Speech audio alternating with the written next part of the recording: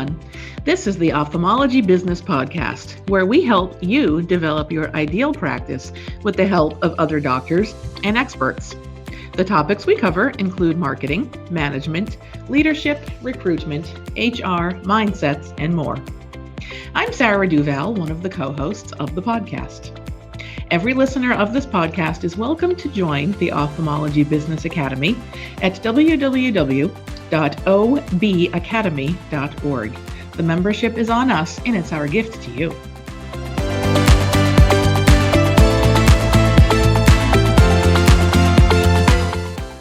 Today, I am excited to talk to Christine Scarlett and Lauren Weaver of The Patient Whisperers about how to use local influencers as brand ambassadors.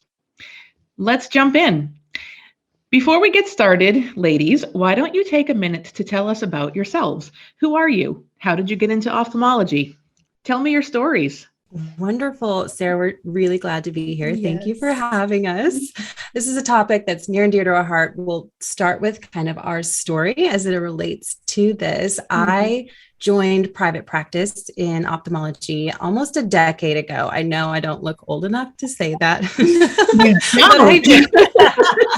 And I came from a world of, marketing and sales and customer service. So I really pivoted our practice model to treat our elective services like a business and our patients like VIP customers and our team like highly trained concierge, customer service, and sales professionals. And about 4 years in, I realized we really needed to use social media in a way that made a difference in our practice and started to really leverage different ideas and strategies. And I wanted to start using influencers. So I reached out to Lauren here. Yes. So I'm Lauren. I worked in private practice right next to Christine for 4 years, but my journey was a little untraditional.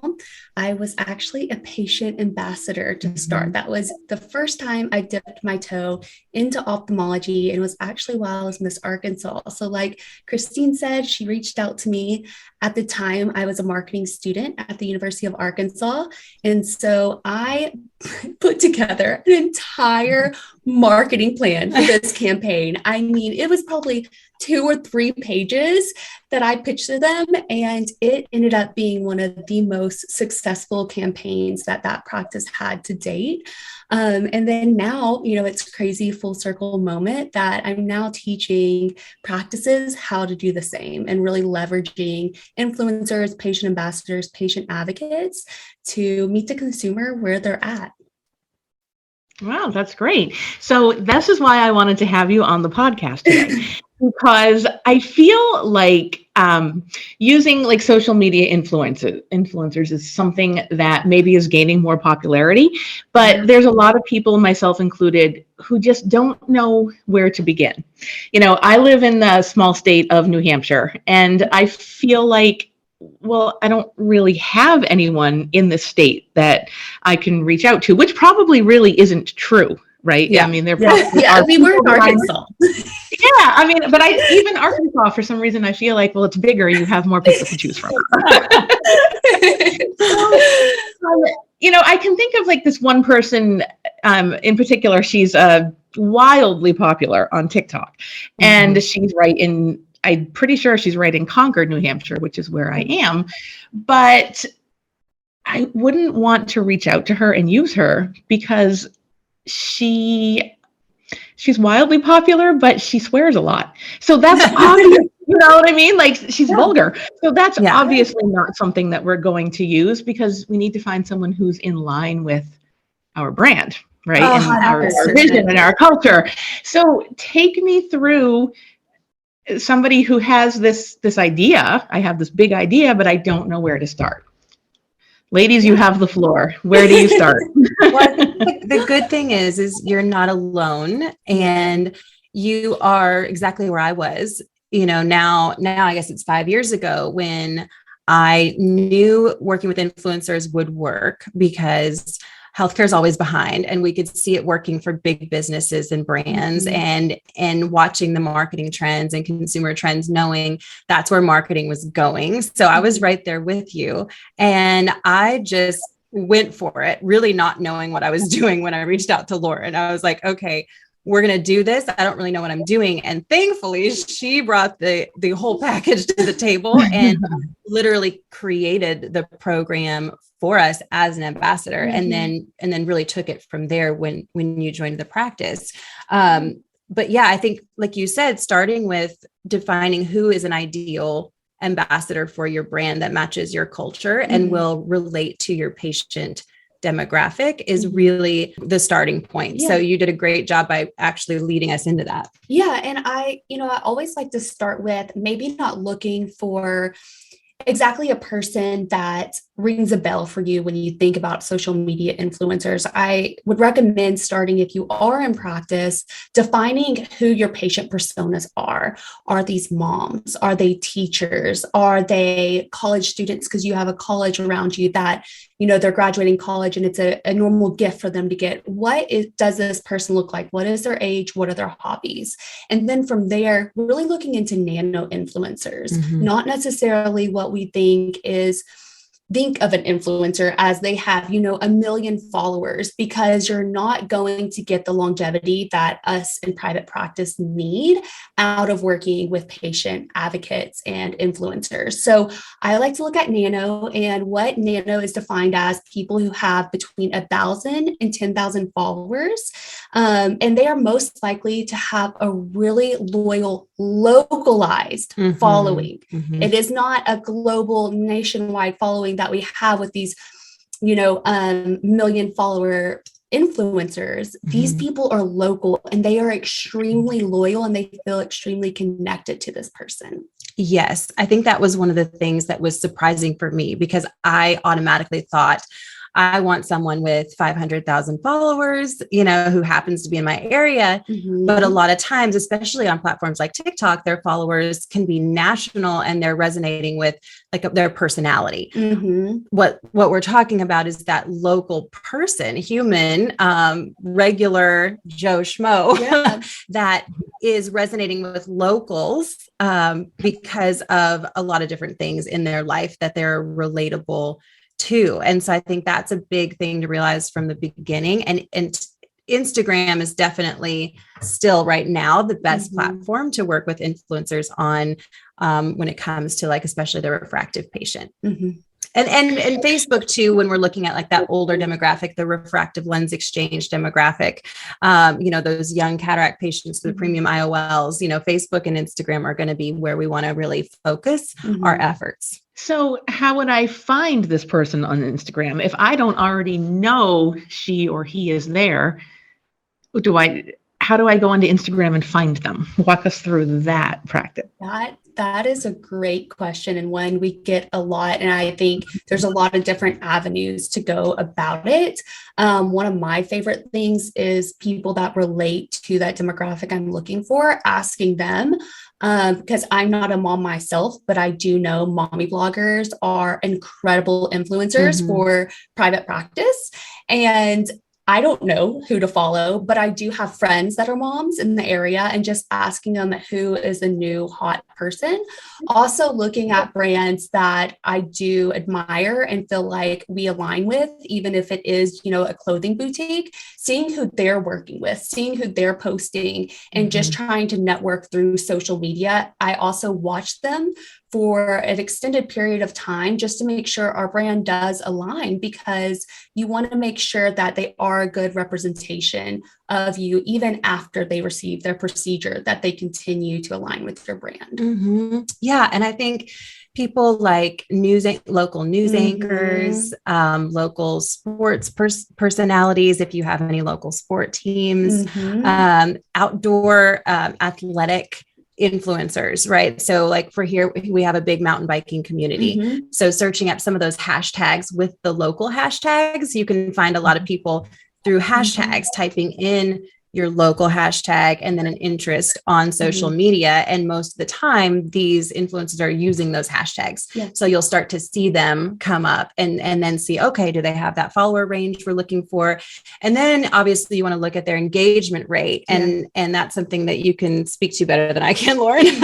Yes. And one more thing I want to add to that, Christine, is looking up location. So, just as we do, let's say I went to Park City a few weeks ago and I've never been to Park City. So what I did is I looked up Park City on Instagram and there were so many influencers that were recommending places to shop, places to eat. And so you can do the same in your location as well, because they will tag their location.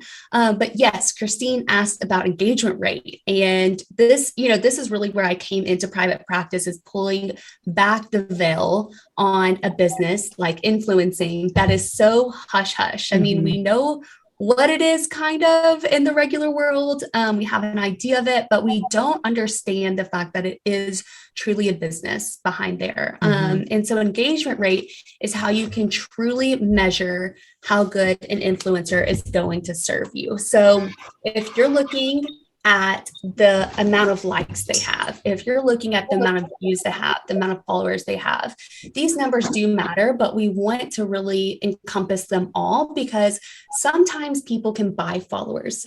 So I was just going to say, I think that maybe I'm overthinking this whole thing, because instead of thinking more on the local lines, I'm thinking about like, oh, well, I could probably identify somebody, but we're so close to Boston that they would probably go to Boston to do any sort of a procedure. But I'm probably thinking of people who are too big, instead of keeping it the KISS method, right? Keep it simple, stupid. Thinking about somebody who is more local in the actual like Concord community, or maybe what we call the Lakes region, which is like a short 25-minute drive. So do you feel like that's maybe a pitfall for a lot of people when they try to think about this? They think too big instead of realizing what's right in front of them?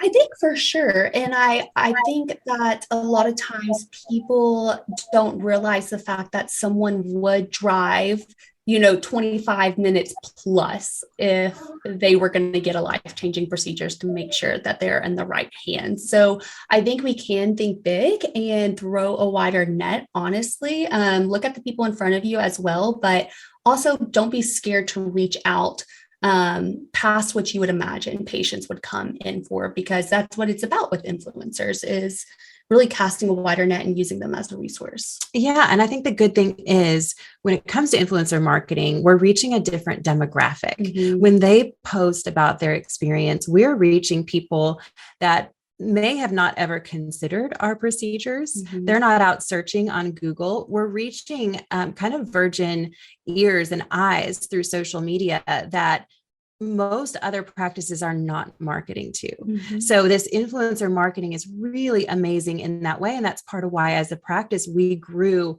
wildly and so fast, was because instead of competing for that 3% that's searching and ready to schedule on Google, you're getting in front of the people that all of a sudden are emotionally aware of what you can bring to their lifestyle through someone they trust. It's a whole different way to market, and it's a different type of lead you get. It's someone that already has a lot of buy-in because the person they trust has said how great you are and that you're the place to go. So it has so many benefits. And like you said, if they follow someone that maybe lives a little further away, they're going to drive to your practice because that person said you're the best, even if there's someone closer to them. So definitely, I think as far as location, you can be a little bit more bold. Yeah. And with that, I think it's such a simple way that resonates with our practices we work with is we know word of mouth, the quality of lead is incredible. This is really word of mouth on steroids. Instead of telling 3 of my friends or 5 of my friends that I talked to that week after having LASIK, I am telling 15,000 people on Instagram and showing them what it looks like to be a patient, which is, for most patients, the biggest fear is the unknown. What is the process going to be like? What is the surgery going to be like? You're pulling back the veil on that as well, and people can really resonate with that. Yeah. So The key to this whole thing then is that you need to offer them a procedure. Is that correct? I mean, you can't just ask somebody, hey, would you be a brand ambassador for us, just being a patient who might come in and get a routine vision, a check, and get glasses. Is it really something where you have to be offering them a procedure? Like, will give you LASIK, or not necessarily? Am I, again, overthinking it? Yeah, I think it can depend on your goals. I think everything for us, we're numbers, data geeks. Yes. In our time in practice. I mean, we had really, our main goal was bringing more patients into the practice for those premium high dollar procedures. And so I think that was definitely our focus in the beginning. But as you really get comfortable and you have a program in place, you can use this to really get to all your goals in practice. So are you wanting to grow your optical, or, do you want to grow pediatric eye exams, or, oculoplastics? Are you adding that in? Whatever it is, it's the same concept. You are reaching people through someone that they admire, which is way more effective than an ad. I mean, numbers don't lie. If you look at stats and studies, 71% of marketers can attest that influencer marketing leads are better than advertising leads. So they're higher quality, they convert higher. So really, yes, you could do someone who, okay, they're not a candidate for LASIK, but they've always had trouble with contacts. And now that you're doing their contacts and their routine eye exams, and you do the glasses and sunglasses, and it's this whole relationship and journey. Or pediatrics, a mommy blogger with kids and a child who has some vision challenges, right? If that's part of her persona and other moms follow her because maybe their kids have similar vision issues, you've just reached your whole demographic for pediatric eye care. So it's really just kind of looking at your goals and then working backwards from there. Very well said. Okay. Working backwards from there. I like that. Yeah, I think I probably have these lofty goals, and I didn't know how to just stop and think about it on a smaller scale, Yeah. and it's really probably a lot easier than me or anyone listening thought that it would be. So I really appreciate you guys breaking that down for me. Is there anything else that you would like to add for, giving us a little bit of information on how we could, be a patient whisperer ourselves? Oh my gosh. Yes, everyone can be a patient whisperer. Yes. First of all, that's our goal in life, is to convert everyone into patient whisperers. I love that name, by the way, the patient whisperers. I love it. Well, I think what I would say, if you're listening and this is something that you want to jump into, is to just start somewhere. So, maybe start with LASIK and go, okay, we want to find a LASIK ambassador, and we are going to look for this nano influencer. I now know who I'm looking for, someone with, doesn't have to be hundreds of thousands of followers, that 10,000 or less. And definitely the one thing I would say, and the reason why I think a lot of people try it and don't feel like it's very successful, is you have to have a very strong plan to get the results you want. It is a committed relationship. It is not a casual date. So what we have to do going into it is set clear expectations with this influencer, working with them to set expectations. What are they going to do for our brand that is going to repeatedly position us in front of their followers? And what are we going to offer them as well? It has to be a win-win scenario, and it has to be done really thoughtfully. We have to connect with them. Their followers can tell if it's a transactional relationship.